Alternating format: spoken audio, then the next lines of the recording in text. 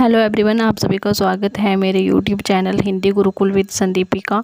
तो आज मैं आपके लिए नेक्स्ट वीडियो लाई हूँ जो कि वेरी इंपॉर्टेंट है और ये जो ऑब्जेक्टिव टाइप क्वेश्चन है उन्हीं से रिलेटेड है। तो चलिए आइए स्टार्ट करते हैं। और ये सभी एग्ज़ाम्स के लिए मोस्ट इम्पोर्टेंट है। देखो, तीनों ही कालों से ये जितने सभी काल हैं, ठीक है, हिंदी साहित्य के, तो उन सभी से रिलेटेड जो ये वीडियो है बहुत इम्पोर्टेंट होने वाली है। तो प्लीज़ इस जो वीडियो को स्किप मत करना और देखना है इसको, ठीक है। चलिए आगे स्टार्ट करते हैं। हिंदी साहित्य का आदिकाल किसे कहा जाता है? तो वो कहा जाता है वीरगाथा काल को, ठीक है। और क्वेश्चन नंबर 2 है कि आदिकाल का समय क्या माना जाता है? तो टाइमिंग भी मोस्ट इम्पोर्टेंट है। तो इसका जो टाइमिंग है वो 1050 ईस्वी से 1375 ईस्वी तक माना जाता है। और आदिकाल का प्रमुख रस कौन सा है? तो वो है वीर रस। और आदिकाल के प्रमुख कवि कौन हैं? तो वो चंद बरदाई हैं।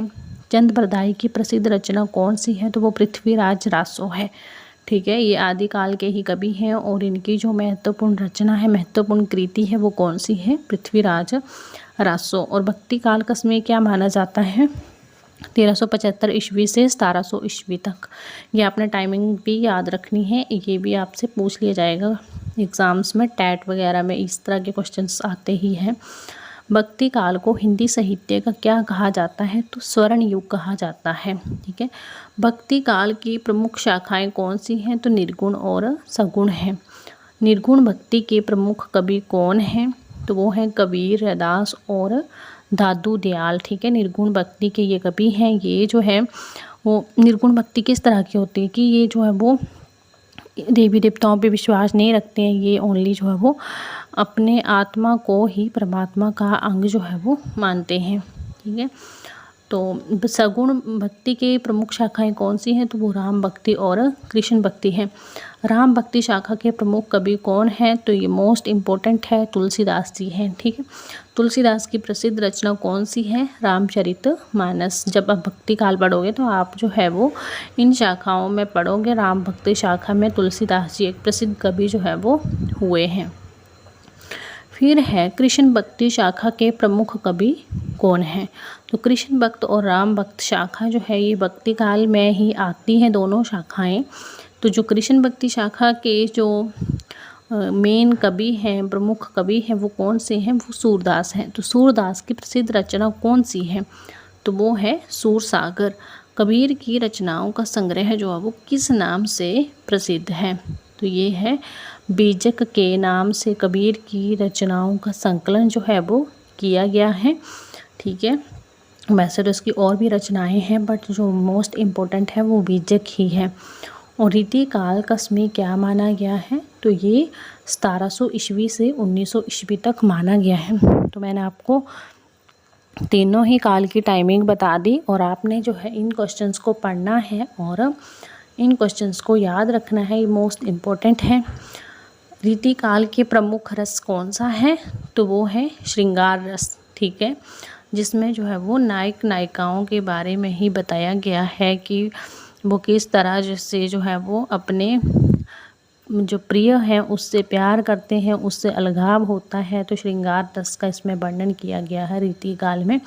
रीति काल के जो प्रमुख कवि हैं वो कौन हैं? बिहारी हैं, ठीक है। बिहारी की जो रचना है बिहारी सत्सी, वो मोस्ट इम्पोर्टेंट है। फिर है केशव दास जी और हैं भूषण जी, ठीक है।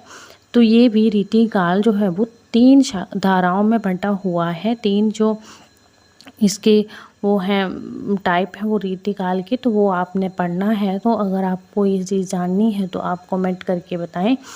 बिहारी की प्रसिद्ध रचना कौन सी है? तो वो मैंने बताई ही कि वो बिहारी सत्सेई है, ठीक है। आधुनिक काल का आरंभ किससे माना जाता है? तो भारतेंदु युग से माना जाता है। आधुनिक हिंदी साहित्य के जनक किसे कहा जाता है? तो भारतेंदु हरिश्चंद्र को जो है वो आधुनिक हिंदी साहित्य का जनक कहा जाता है। द्विवेदी युग का नाम किसके नाम पर पड़ा है? तो महावीर प्रसाद द्विवेदी जी इसके बहुत ही फेमस कवि हैं, प्रसिद्ध कवि हैं, जिनके नाम पर जो है वो द्विवेदी युग का नाम पड़ा है। अब है छायावाद के 4 प्रमुख स्तंभ कौन से हैं। तो फर्स्ट है जयशंकर प्रसाद, सूर्यकांत त्रिपाठी निराला, सुमित्रानंदन पंत और महादेवी वर्मा। तो इसमें मोस्ट इम्पोर्टेंट जयशंकर प्रसाद जी हैं, इनकी रचना है कामायनी, ठीक है। और आगे पूछा भी है ये क्वेश्चन, तो ये आपने इसके बारे में भी पढ़ लेना है, ठीक है। कामायनी की रचयिता कौन है, तो जयशंकर प्रसाद हैं। गोदान के लेखक कौन है, मुंशी प्रेमचंद जी हैं। और प्रेमचंद को किस उपाधि से जाना जाता है, तो उपन्यास सम्राट, ठीक है। नॉवेल्स के उसको जो है वो सम्राट बोला गया है। उसने जो है वो बहुत उपन्यास लिखे हैं, और जो भी उपन्यास लिखा है वो काफ़ी प्रसिद्ध हुए हैं, तो उसी के कारण इनको जो है वो उपन्यास सम्राट की क्या दी गई है, टाइटल दिया गया है, इनको उपाधि दी गई है। तो प्रगतिवाद का मुख्य विषय क्या है, तो वो है सामाजिक यथार्थ और जनजीवन। इसमें जो प्रगतिवाद है, इसमें सामाजिक जीवन के जो भी यथार्थ जनजीवन है उसके बारे में इसमें बताया गया है। नई कविता के प्रमुख कवि कौन हैं, तो वो है अघे जी, ठीक है। अघे जी के क्या हैं, उन्होंने जो है वो तार सप्तक भी चलाए थे 4, ठीक है। वो भी मोस्ट इम्पोर्टेंट है। अगर आपको लगते हैं कि उनके बारे में पढ़ना है तो मैं उसके बारे में भी वीडियो अलग से बनाऊंगी, ठीक है। फिर आगे देखते हैं। तो आगे है हिंदी की प्रथम आत्मकथा किसे माना जाता है, तो वो है अर्धकथानक, बनारसी दास जी हैं, तो उनकी है अर्धकथानक। फिर है हिंदी साहित्य के 4 प्रमुख काल कौन कौन से हैं, तो वो है आदि काल, भक्ति काल, रीति काल और आधुनिक काल, ठीक है।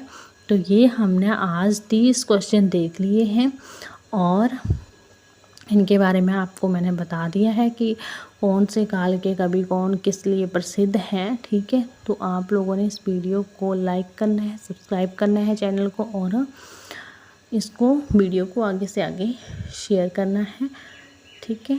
Thank you.